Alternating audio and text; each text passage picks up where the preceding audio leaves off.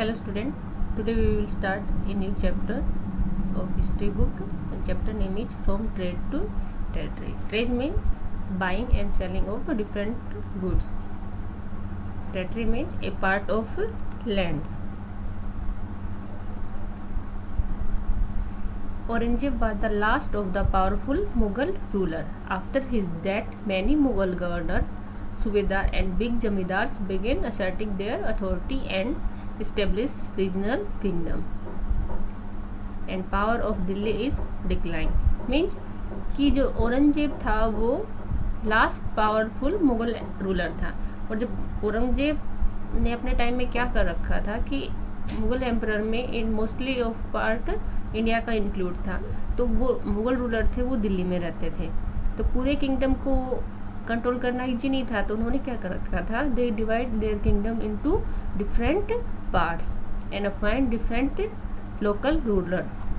सूबेदार, जमींदार and governor are the local ruler. और ये क्या करते थे, जिस पार्ट के रूलर थे वहाँ से ये रेवेन्यू कलेक्ट करते थे और जो मुगल एम्परर थे उनको पे करते थे. But after the death of Aurangzeb situation are change.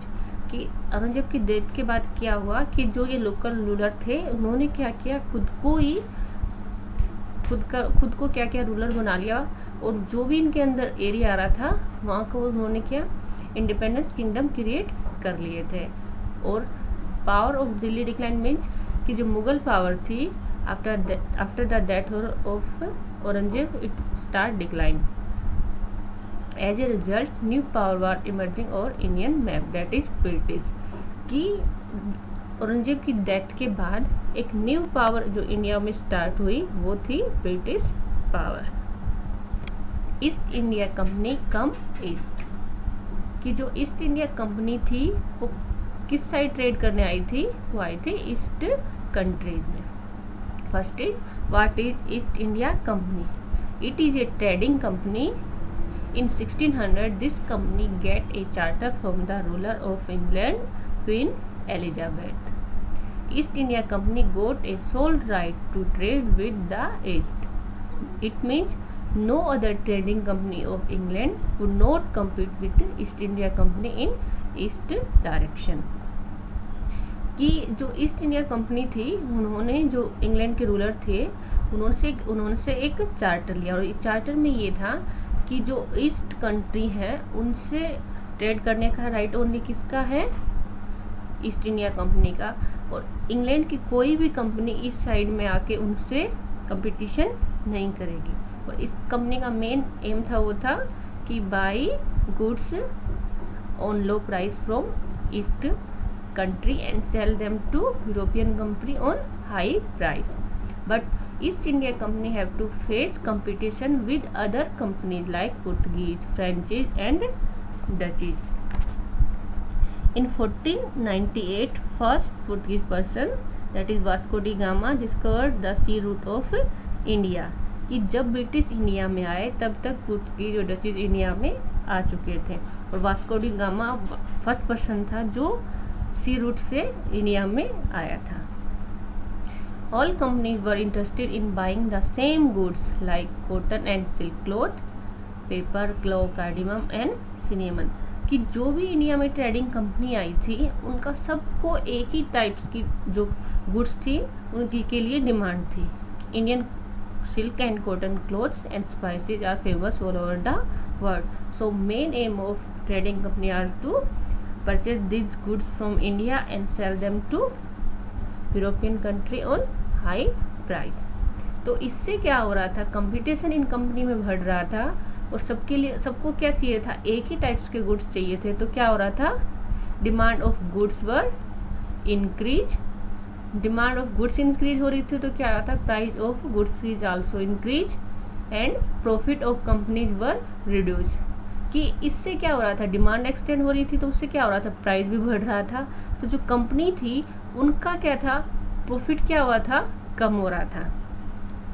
जो कंपनी आई थी इनका मेन टारगेट था ज़्यादा से ज़्यादा प्रॉफिट गेन करना, बट उनका प्रॉफिट कम हो रहा था तो उनको क्या करना था कि they start eliminating the rival competition was the only way to through which the trading company flourish. Means कि अब उनको प्रॉफिट गेन करने के लिए क्या करना था कि जो भी उनकी राइवल कंपनी थी उनको वहाँ से मार्केट से उनको थ्रो आउट करना था। This led to first battle between the trading company and different types of company use different types of tricks to throw out each company from the market. They start saying each others ship, blockage route and preventing rival ship from moving with supply to the goods. Trade was carried on with arms and trading posts were protected through fortification. Fortification create conflict with local trader means कि अब क्या किया कि वो सभी company क्या करने लगे कि एक दूसरे के जो भी गुड्स को लेके शिप जाते थे उनको वो क्या करने लगे, उन्होंने उनको पानी उनके शिप को क्या करने लगे, सी में डुबोने लगे, या जो भी उन्होंने जहाँ पे गुड्स को स्टोर कर रखा था वहाँ पे क्या करने लगे, वो अटैक करने लगे। तो इसके लिए उनको क्या हो गया नीड कि उनको क्या करना पड़ेगा, फोर्टिफिकेशन करना पड़ेगा कि एक जगह उनको क्या करना होगा कि पूरा जो भी उनका गुड्स है उनको स्टोर करके रखना होगा और उसका क्या करना होगा, उनको प्रोटेक्शन करना होगा। In this map you can see sea route of India. This sea route is known as Cape of Good Hopes. Now you can see British Island. British came India through Cape of Good Hope.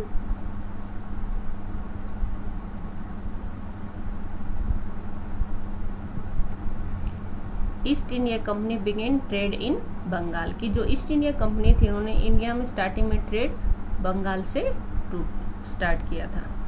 In 1651 the first English factory was set up on the bank of river Hooghly.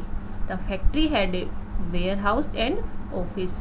In warehouse they store their goods and in office their official are shift. As trade expanded, company refused to merchant and trader to come and settle near the factory. Company acquired zamindari rights, right to collect tax by bribe Mughal official. कि अब क्या किया, जो east India company थी उन्होंने अपना एक factory लगाया कहाँ पे, हुगली रिवर पे, और वहाँ पे वेयर हाउस और ऑफिस बनाया। जब वहाँ पे उसका बिजनेस स्टार्ट हो गया तो उसने जो लोकल ट्रेडर और मर्चेंट थे उनको जो फैक्ट्री के नियर आके सेटल होने के लिए बोला, क्योंकि जो ईस्ट इंडिया कंपनी थी ऐसा नहीं था कि वो इंडिया में जाके डायरेक्ट वो गुड्स को परचेज करती थी। उनका काम था कि जो लोकल ट्रेडर या मर्चेंट हैं वो उनके लिए क्या करते थे, काम करते थे। वो पूरे इंडिया से उनके लिए मटेरियल कलेक्ट करके लाते थे और फैक्ट्री को मिला के उनको वहाँ पे सेल करते थे। और ईस्ट इंडिया कंपनी क्या करती थी, यहीं से वो सी पोर्ट के थ्रू उनको अपने कंट्री में ले जाके सेल करती थी। कुछ टाइम बाद उन्होंने क्या किया, जो मुगल ऑफिसर थे उनको ब्राइब दे के उन्होंने जमींदारी राइट्स भी लिया। जमींदारी राइट्स से उनको क्या हुआ कि अब उनको क्या है कि जो कुछ एरिया उन्होंने 3 विलेज का जमींदारी राइट लिया कि 3 विलेज से जो भी रेवेन्यू कलेक्ट होगा वो ब्रिटिश ईस्ट इंडिया कंपनी ही कलेक्ट करेगी। It also pressured the Mughal emperor Aurangzeb to issue a farman, a royal order granting company to free trade. Means farman is a royal order कि इससे क्या हो गया था कि जो मुगल रूलर थे उनसे उन्होंने एक फरमान लिया था। इसमें क्या था कि अब कंपनी जो बंगाल में ट्रेड करेगी उसके लिए उसको कोई भी टैक्स या कस्टम ड्यूटी पे करना नहीं होगा।